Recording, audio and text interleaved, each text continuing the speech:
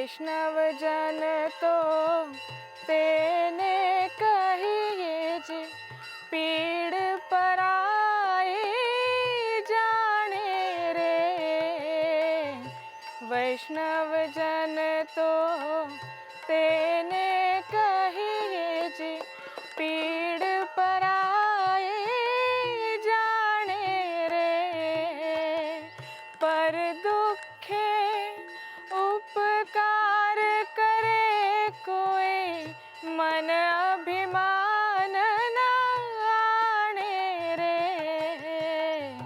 वैष्णव जन तो तेने कहिए जे, पीड़ पराई जाने रे।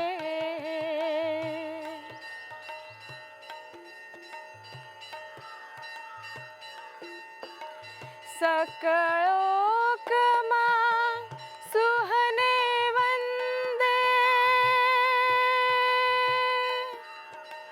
सकलोक मां सुहने वंदे, निंदा न करे तेनी रे।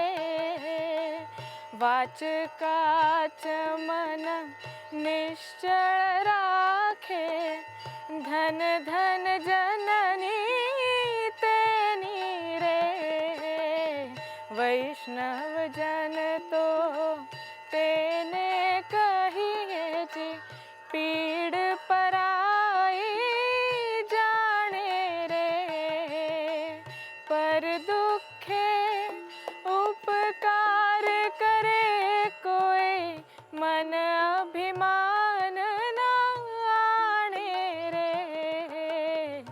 वैष्णव जन तो तेने कहिए जे, पीड़ पराई जाने रे।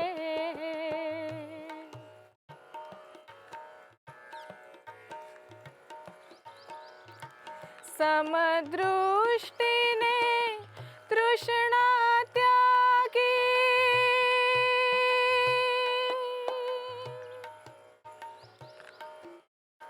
समदृष्टि ने तृष्णा त्यागी, पर स्त्री जेने मात रे।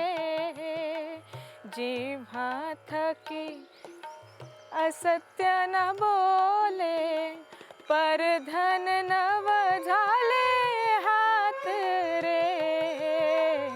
वैष्णव जन तो तेने कहिए जे, पीड़ पराई जाने रे।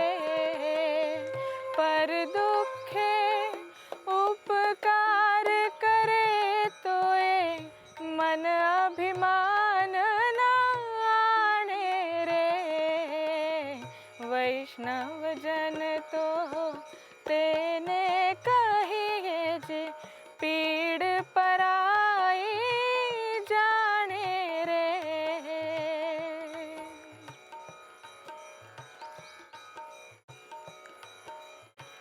मोह माया व्यापे नहीं जेने, दृढ़ वैराग्य जेना मन मारे। राम नाम शु ताली लागे, सकल तीर्थ तेना नन मारे। वैष्णव जन तो तेने कहिए जे, पीड़ पराई जाने रे। पर दुखे उपकार करे तो ये, मन अभिमान न आने रे। वैष्णव जन तो तेने कहिए जे, पीड़ पराई जाने रे।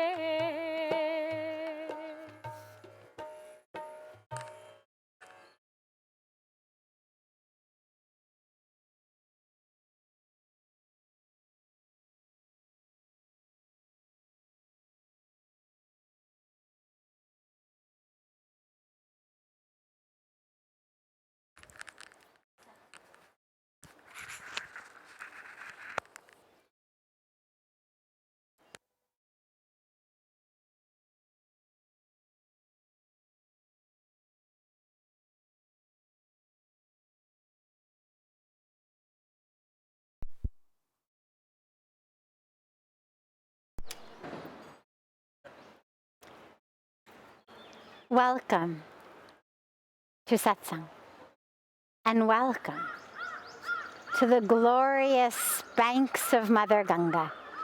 We've now found the most divine place to sit and to have satsang together with you.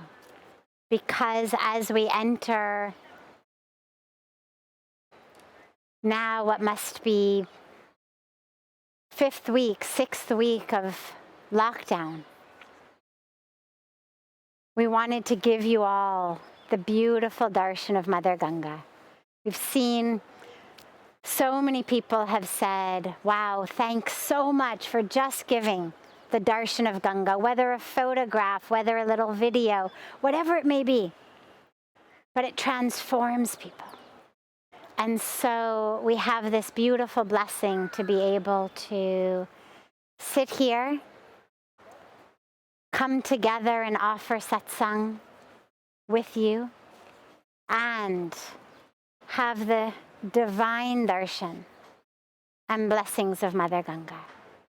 From Rishikesh into your homes, into your rooms, into your lives, into your world, wherever you are. It's such a joy to be able to bring Mother Ganga to you each evening.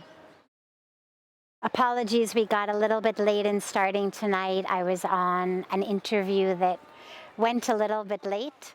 We will otherwise try to be right on time at 6 o'clock.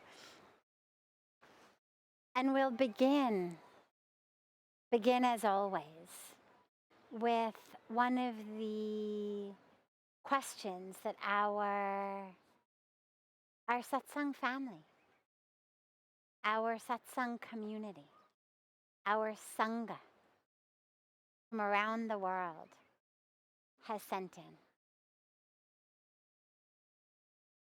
Sajit Raitata has asked, are punishment and karma fundamentally the same thing?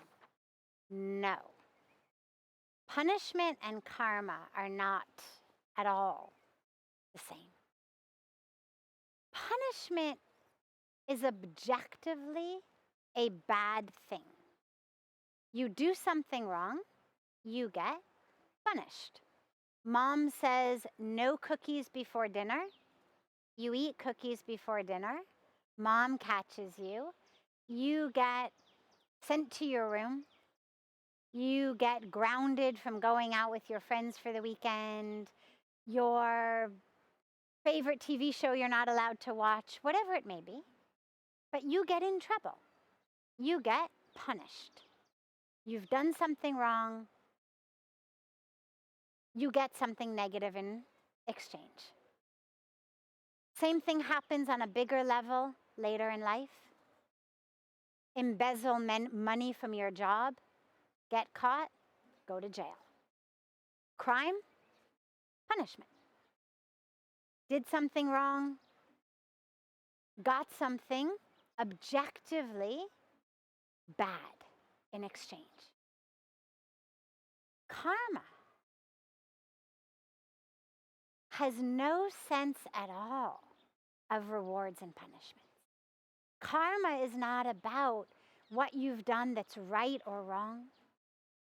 I always say, sadly, we've taken the concept of Santa Claus that so many of us in the West have grown up with, of that song that we sing and learn when we're little about he knows if you've been good or bad, and that what we're going to get on Christmas morning is based on if we've been good or bad. If you're good, you get lots of presents. You're bad, no presents. And we've taken in a kind of collective way, even into a land, a culture, a religion that doesn't celebrate Christmas, that doesn't talk about Santa Claus. Nonetheless, we've brought this concept of karma as though God were sitting up there somewhere saying, you've been good, you get something good. You've been bad, you get something bad. And not only is that wrong, but it's actually a really dangerous way of thinking, because when we look at people, for example, who are very wealthy or very successful, and people maybe who we know are crooked, are cheating, are not living according to Dharma, so many people ask, why is it that they are being rewarded for doing something wrong? As though the money were somehow a reward, as though somehow to be poor were a punishment, as though somehow to be successful were a reward. So we've brought in this real superficial and very judgmental, prejudiced way of looking at things. We put labels on things. We say money is good, poverty is bad, success is good, failure is bad, health is good, sickness is bad. We put these labels on things. So that when, for example, success happens, and it happens to someone who is corrupt, cheating, lying, in our minds we think, oh, the guy who's cheating gets rewarded, therefore I also should cheat. Therefore there's nothing wrong with it. Karma is different. Karma is not dishing out rewards and punishment. Karma is doing two things. Number one, it is the scientific response to a stimuli. There is an action, there is an equal and opposite reaction. Newton's laws actually go very, very well with karma. That which you do, it comes back. Stimulus, response, action, reaction. You plant an apple seed, you get an apple tree. This is the law of nature. If I walk off this rooftop, I will fall to the ground. But not because I've been punished. I will fall to the ground because of this thing called the law of gravity that grabs hold of my body and pulls it to the ground. In the same way, if I get an apple tree from an apple seed that I've planted, and I love apples, it's not that it was a reward from the universe. If I'm allergic to apples, it's not that it was a punishment from the universe. It's just a law of nature that says apple trees come from apple seeds, and apple seeds become apple trees. So in the same way, in our karmic life, what we plant, what we sow, we reap.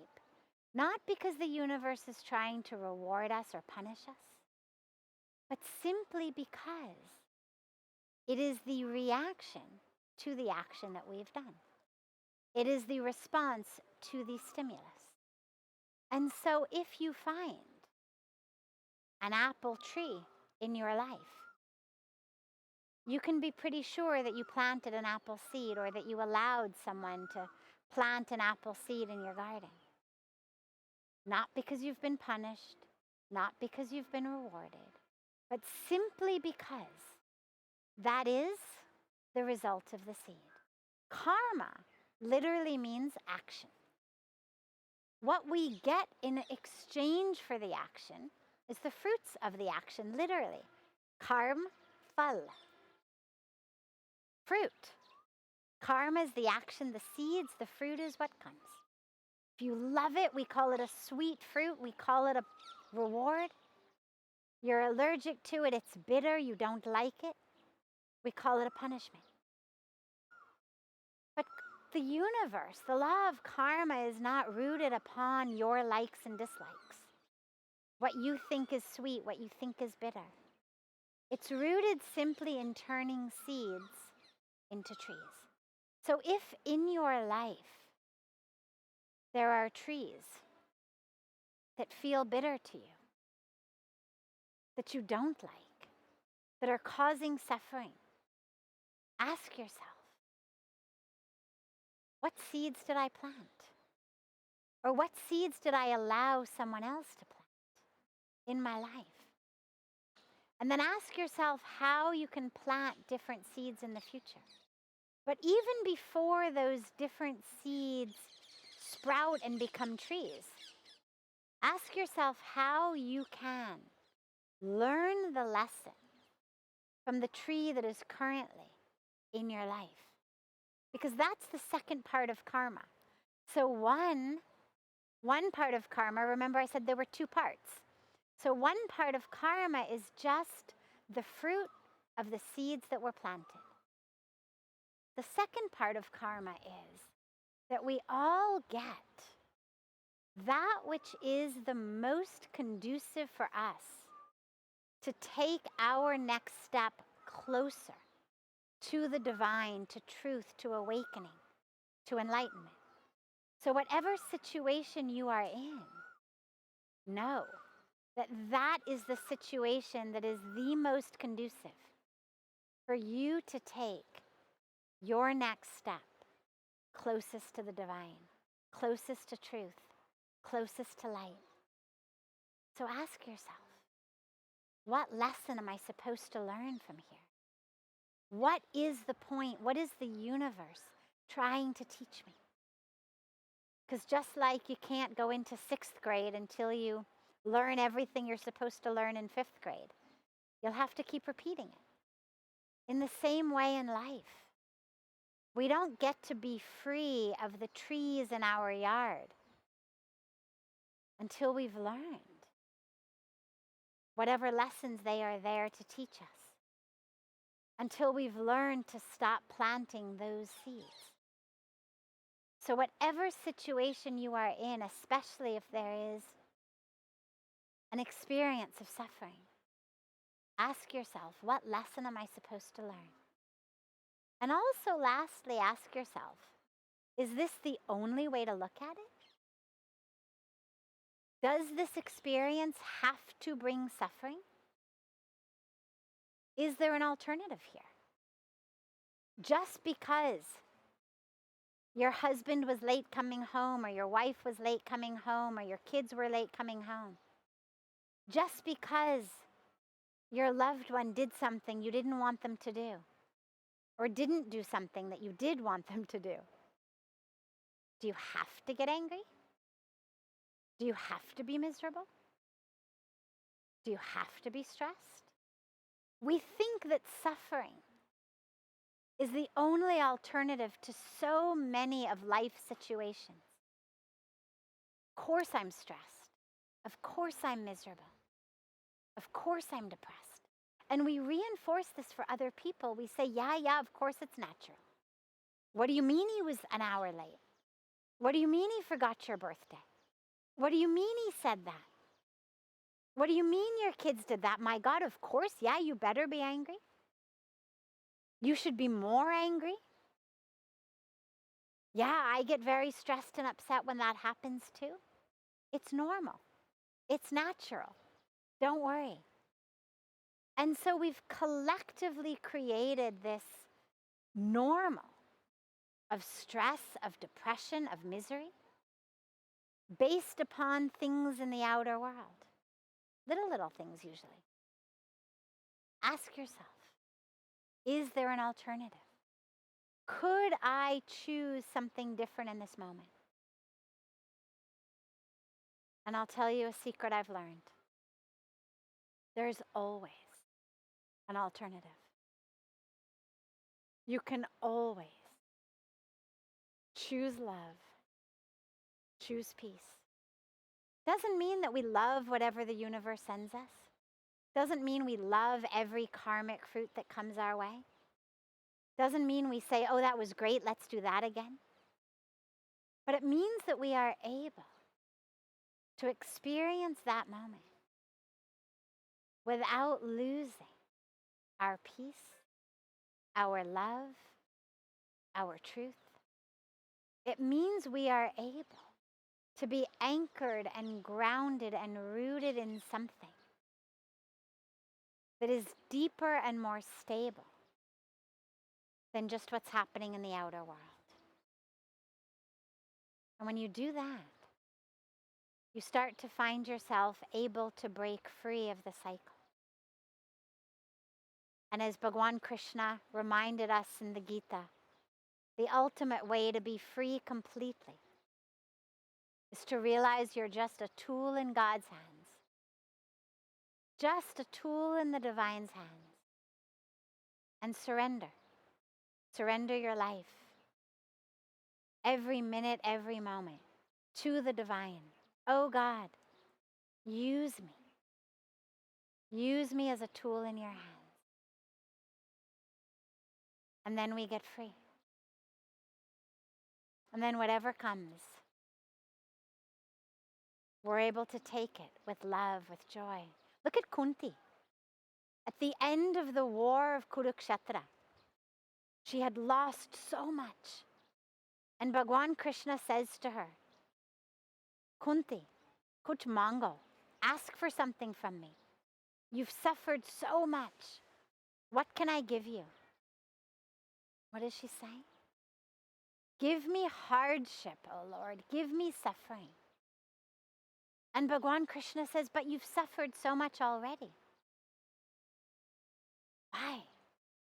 She says, because what I have found is when things are going very well, you are far from me. When things have been the most difficult, you have been the closest. So even in the face of what Kunti had suffered, had experienced, in that war of Kurukshetra, in the Mahabharata, her prayer for more suffering. Why? Because it brought her closer to God. So there is always an alternative of how we think about things. Choose love. Choose peace. Choose God.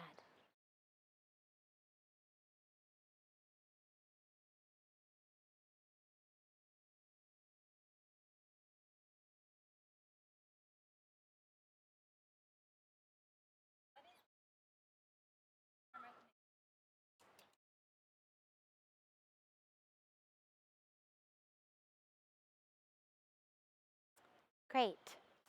So I think our sound was not on, perhaps. I will repeat the question. No problem. We'll get it. We'll get it all sorted out one of these nights. So the type of yoga that's practiced here at Parmarth, as Katerina had asked, do we all practice the same type? So here at Parmarth Niketan, with Puja Swamiji's blessings and leadership and divine grace, life is yoga. The teaching we are given is whatever we are doing, it's yoga. So some of it is on the mat, our morning yoga classes, afternoon yoga classes, or if there's a course going on, there's all day classes. And even the type of yoga taught on the mat varies. We have so many different people who come and offer so many different types of yoga here on the mat. But also, when we walk off the mat, we have the opportunity to turn our lives into yoga. And so whether it's our meditative practices, with our eyes closed and our legs crossed, sitting in our room or on the banks of Mother Ganga, whether it's our seva, our karma yoga practice, in which we are experiencing that divine union through action, through service. Whether it's bhakti yoga, in the arti, singing the names of God, dancing to the names of God, being in divine ecstasy, one with God. Or any other opportunity throughout the day in our own mandirs, in our own rooms, in all of the beautiful mandirs here, to practice bhakti yoga, to practice devotion. Or whether it's Gyan Yoga, whether it's here in satsang together, diving into the truth, whether it's reading scripture or inspiring books in our room, in the library, whether it's listening to the Ramayan Path or so many of the other programs that go on here during the day. It's days, morning till night, filled with yoga. Every minute and every moment, if you are ready for that. But that requires each of us individually here to commit. Yes, I will make my life yoga. I will realize that it's not only what I do on the mat, not only what I do on the cushion, it's what I do all day long. It's the way I talk to people. Because remember, Katerina, yoga means unity. And so if I'm losing that union during the day, I've lost my yoga. If I'm losing that union in the way I'm talking to people, in the way that I'm living, in the way that I'm thinking, in the way that I'm working, it's not yoga. Now, all of yoga, remember, is not shavasana. There are asanas that we do on the mat that we have to work at. Asanas we do sometimes, there are certain styles of yoga in which you sweat a lot. Styles of yoga, they crank the heat up. So just because it's yoga doesn't mean it's shavasana. Doesn't mean you don't work. Doesn't mean you don't sweat. Doesn't mean the heat's not cranked up sometimes. Doesn't mean that you don't think sometimes, oh, I can't hold it another second. But your yoga teacher's telling you, you can do it. 10 more seconds, 30 more seconds. Don't come down from Shirshasana yet. And you do it. You do it on the mat, and you do it off the mat. Because that heat gets cranked up sometimes off the mat. That perspiration comes sometimes off the mat. Comes in karma yoga. Comes even in Gyan yoga. When you start to really ask yourself the truth of who you are. So the opportunity here at Parmarth Niketan is really to make our lives yoga. On the mat, health in the body. Off the mat, health for the planet. Health in our spiritual existence. Health in our minds and our hearts. And that's what we offer to people who come. So as soon as this lockdown is over, welcome home.